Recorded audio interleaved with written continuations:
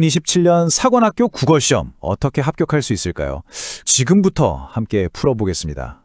지난 5년치 데이터를 탈탈 털어서 여러분만의 합격 작전 지도를 한번 만들어 보죠. 수능 국어랑 사관학교 국어 뭐가 다를까요? 이게 진짜 중요한 질문인데요.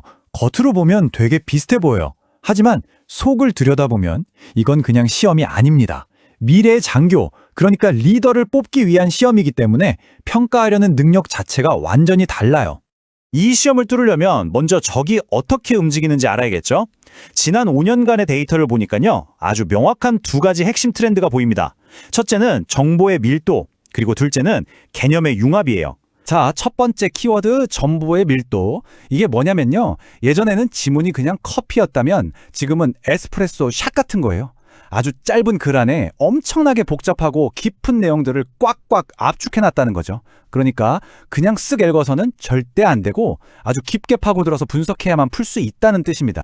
두 번째는 융합적 사고입니다.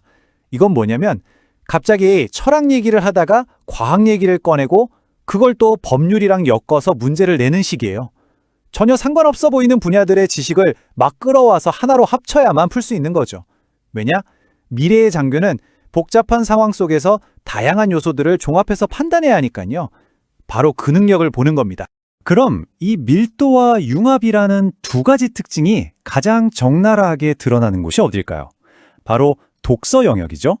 이제부터 이 독서 영역을 어떻게 완전 정복할 수 있는지 그 패턴과 논리를 하나씩 뜯어보겠습니다. 이 표 한번 보세요. 지난 5년간 출제된 주제들인데 딱 봐도 뭔가 느껴지시죠? 인문, 사회, 과학기술 분야를 그냥 막 넘나들어요. 특히 최근으로 올수록 2026년도 보세요. 도덕적 판단 이론이랑 국제정치 이론을 비교하게 만들고 로켓 추진제처럼 아주 복잡한 과학 원리를 이해해야만 풀 수 있는 문제들이 나오고 있죠? 이게 바로 아까 말씀드린 밀도와 융합해진 겁니다. 인문지문은 거의 이런 식이라고 보면 돼요. 2026년 도덕이론 문제가 딱 그랬죠. 한쪽에서는 이성이 먼저다, 다른 쪽에선 아니 직권이 먼저다, 이렇게 완전히 반대되는 두 주장을 던져주고 여러분한테 이 둘의 핵심 차이가 뭔지, 논리적 허점은 없는지 비교하고 분석하라고 유보하는 겁니다.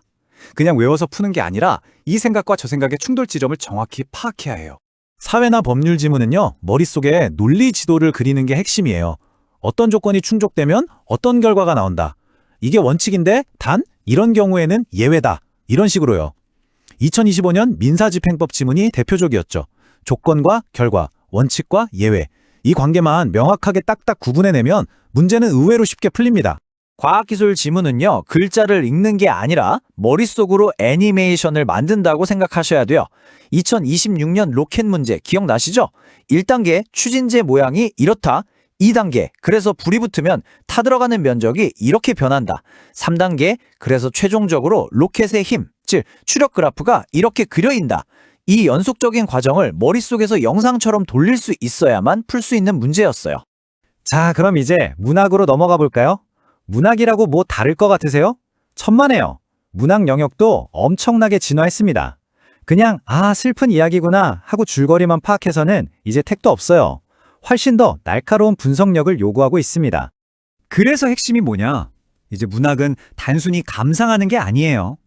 등장인물이 왜 저런 말을 했을까? 그 숨은 의도를 파악하고 이 작품에 나오는 사소한 물건 하나가 그 시대의 역사랑 어떻게 연결되는지까지 봐야 해요. 심지어 EBS에서 본 익숙한 작품이랑 완전 처음 보는 낯선 작품을 엮어서 분석하라고 하거나 어려운 비평문을 던져주고 이 관점으로 작품을 다시 해석해봐 라고 요구하죠. 한마디로 입체적인 분석 능력을 보여달라는 겁니다.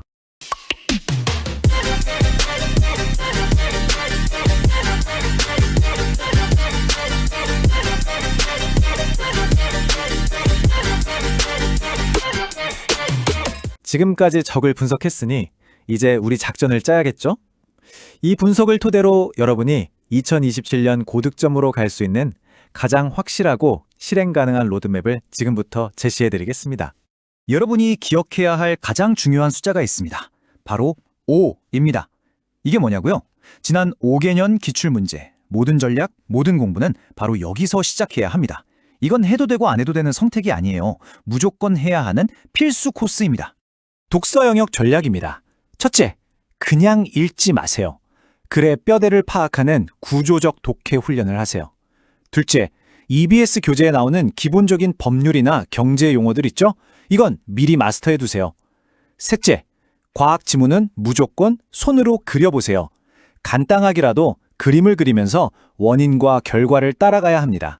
문학 영역 전략도 마찬가지입니다. 첫째, 객관적 쌍관물이 뭐고 전지적 작가 시점이 뭔지 이런 문학 개념어들을 완벽하게 내 걸로 만드세요. 둘째, EBS 연계 작품은 그냥 보는 게 아니라 주제, 특징, 표현 방식까지 분석해야 합니다. 마지막으로 문제에 나오는 보기의 비평문 있죠? 이걸 나침반 삼아서 낯선 작품을 분석하는 훈련을 계속해야 합니다. 결국 이 모든 걸 한 문장으로 요약하면 이렇습니다. 이 시험은 단순히 지식을 묻는 게 아니에요. 지혜로운 독해력을 원하고 있어요. 이게 뭐냐면 복잡하게 얽힌 정보 속에서 숨어있는 논리를 찾아내고 그걸 바탕으로 새로운 의미까지 만들어낼 수 있는 능력, 바로 그걸 보는 겁니다. 사관학교는 그냥 공부 잘하는 모범생이 아니라 복잡한 상황을 꿰뚫어보는 전략가를 찾고 있는 거죠. 자, 이제 질문은 여러분에게 돌아갔습니다. 여러분은 장교처럼 생각할 준비가 되셨습니까? 이 시험을 준비하는 이 과정 자체가 바로 그런 장교의 사고방식을 훈련하는 첫 번째 단계가 될 겁니다. 여러분의 건투를 빕니다.